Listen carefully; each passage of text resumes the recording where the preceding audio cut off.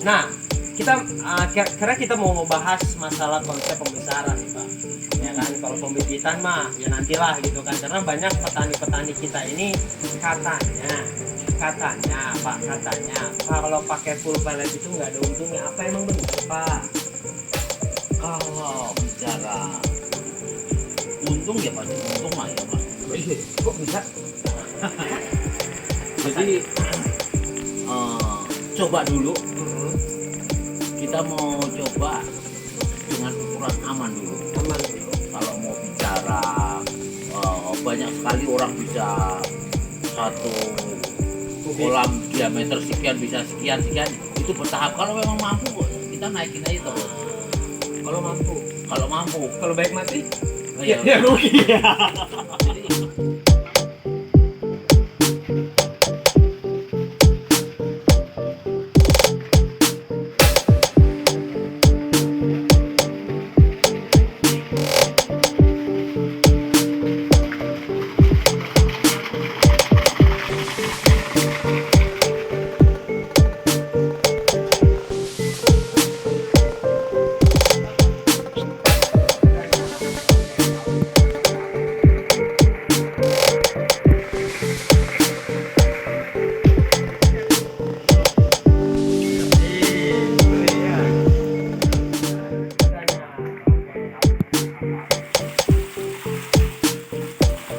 Oke, Manohara ini mah bro Manohara.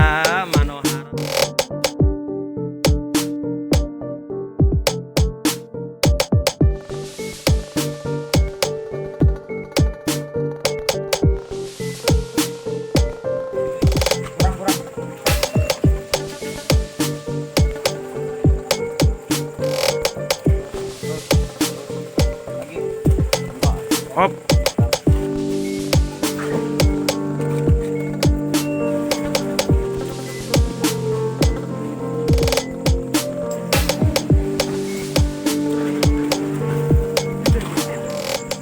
Assalamualaikum warahmatullahi wabarakatuh.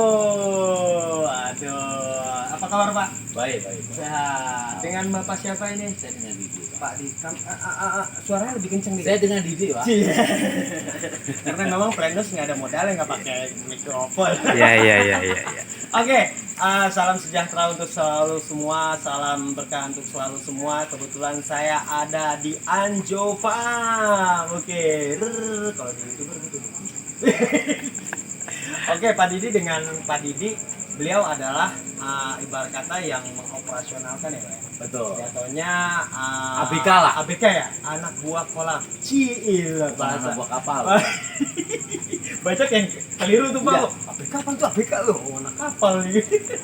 Jadi Pak Didi ini nih sebelumnya konsep di sini ini kan kolam bulat semua nih Pak. Betul, Pak. Ini biovlog atau konvensional biasa?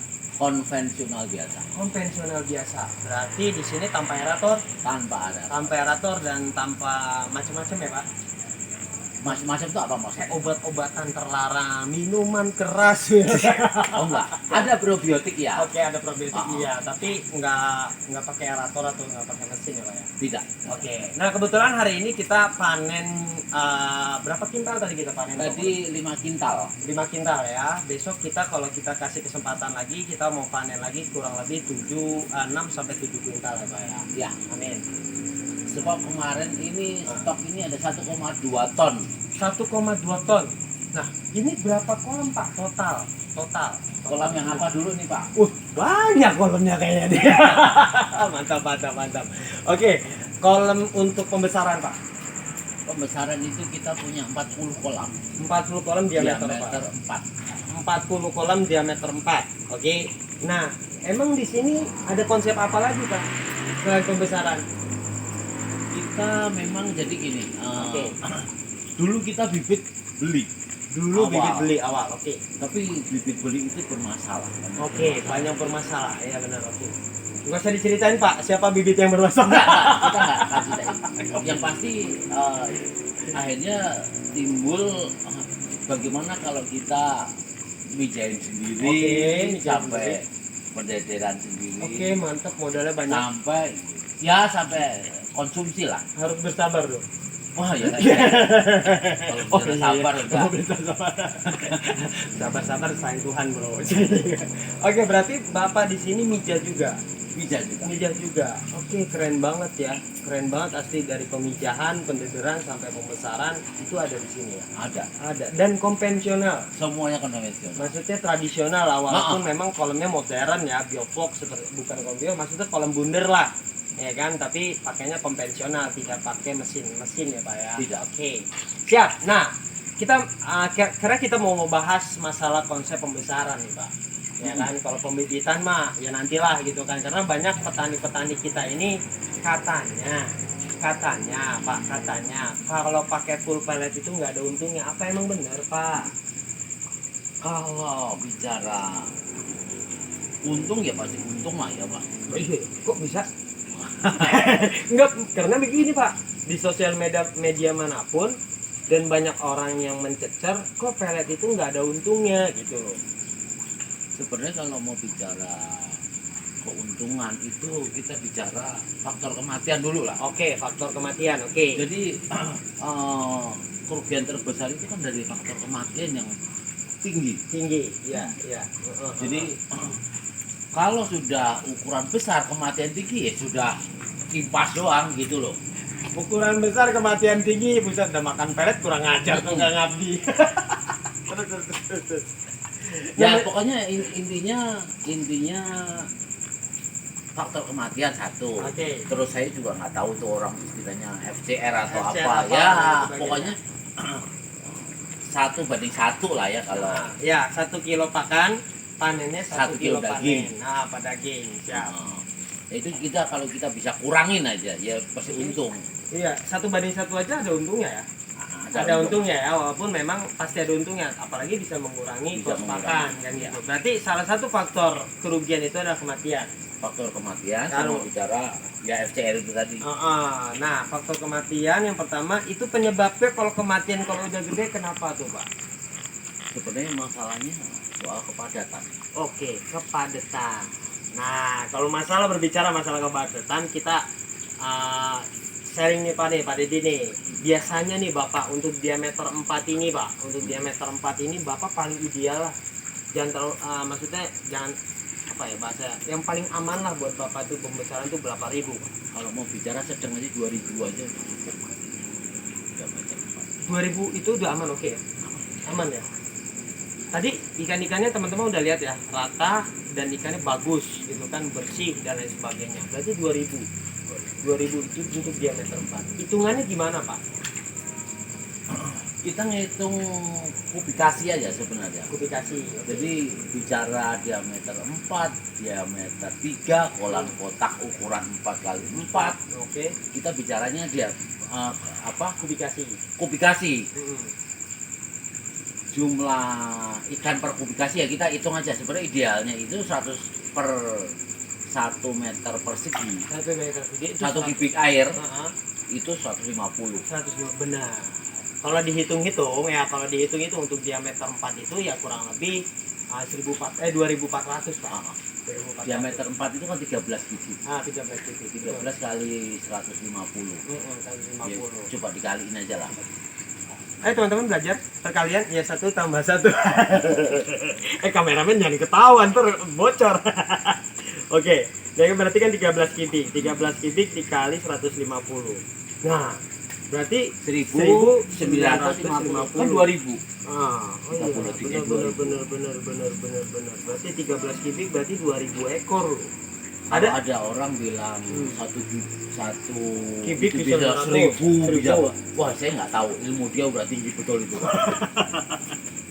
di atas normal gitu. Nah, Tapi itu Bapak pernah merasakan tebar padat itu?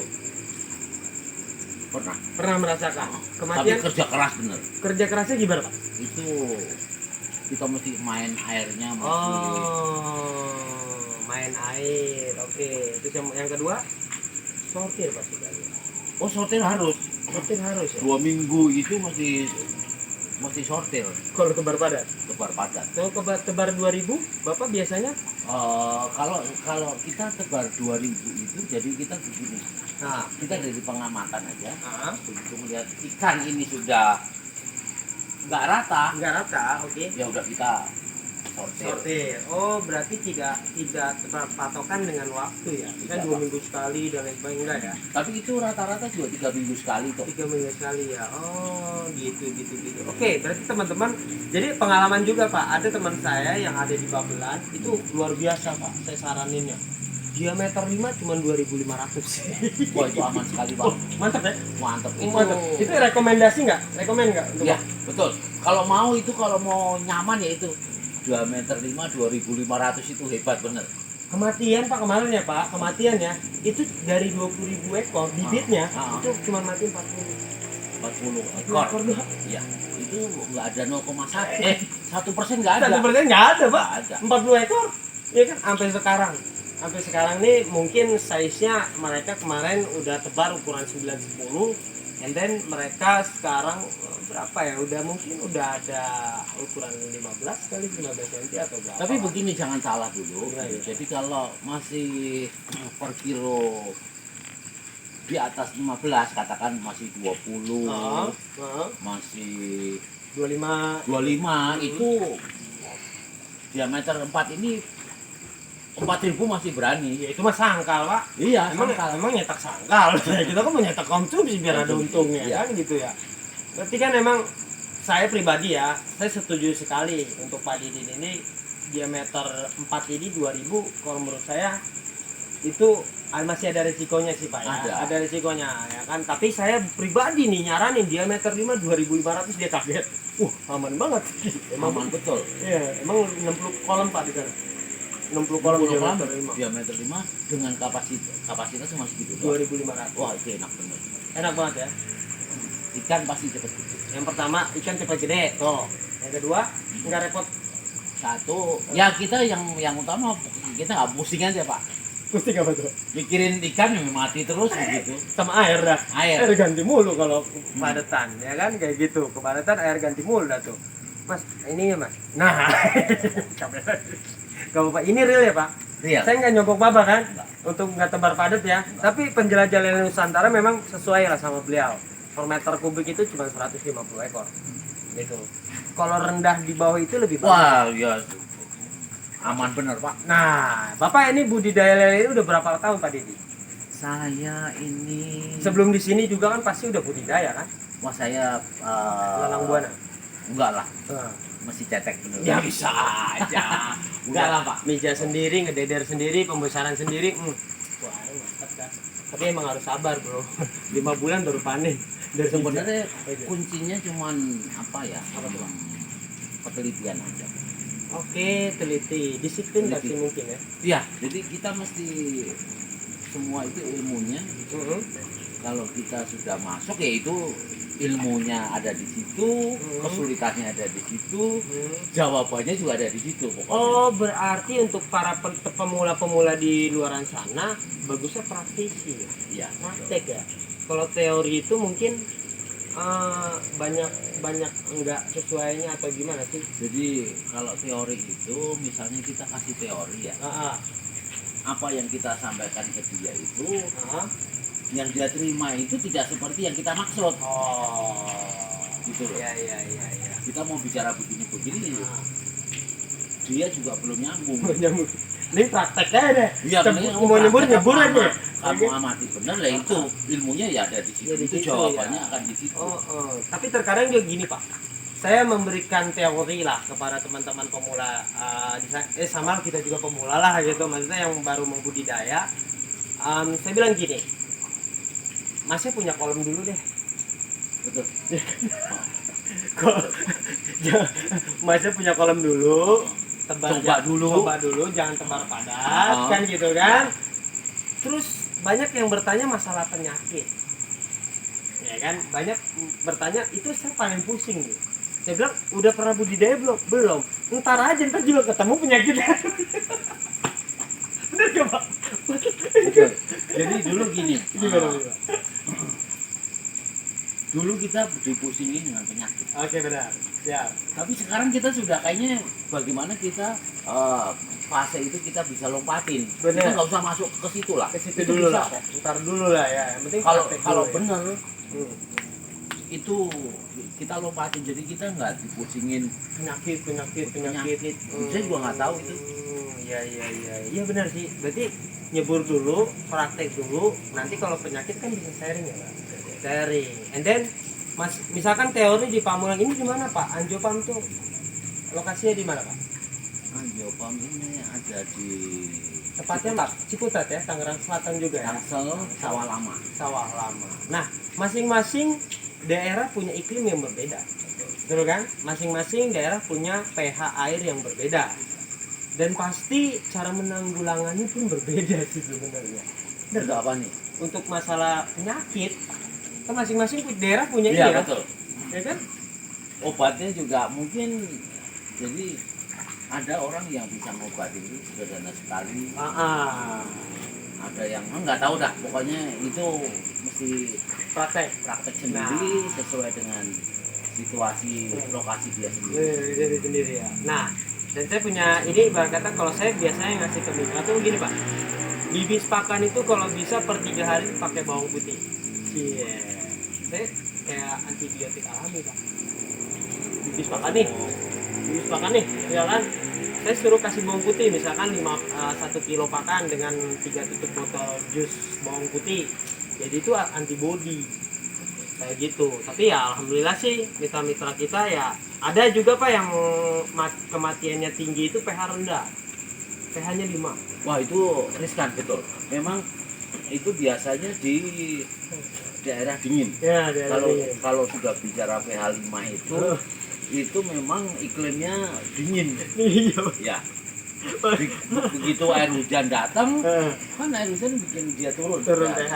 Ya sudah, rawan penyakit kita. Karena ya menurut ya menurut pengalaman orang-orang lah, pH rendah itu bakteri lebih cepat berkembang ya Pak, kayak gitu. Oke Pak, jadi intinya kita membahas ini, pakan full pellet itu pasti ada untungnya Pak ya, asalkan tingkat kematian. Tingkat kematian itu kita perhatikan benar. Nah. Terus FCR itu mesti kita pikirin juga. Ya, tapi intinya ya itulah, jangan tebar padat. Jangan tebar padat. Intinya itulah, jangan tebar padat karena resikonya pasti. Kalau tebar padat, kematian di pas udah gede sakit banget ya. Sedih kita Udah gede mati ya. Udah gede mati. Nah, kadang-kadang kan begini, orang berpikir mati ya, padahal ikannya itu justru yang mati kan yang gede-gede Pak. Iya kok bisa ya? Jadi logikanya begini, satu kolam itu sebenarnya berhubungan sama sortir tadi. Oke. Jadi begitu ikan itu yang gede makanya rakus. Iya benar, makanya rakus. Begitu dia makan rakus, pertanian dia lambat. Iya. Justru yang mati yang gede ini, dia diserang sama yang kecil yang kekurangan makan. Iya. Itu gitu ya? Kalau Bapak. Kalau kita masih bicara ikan kecil, bibit, ikan kecil dimakan ikan gede.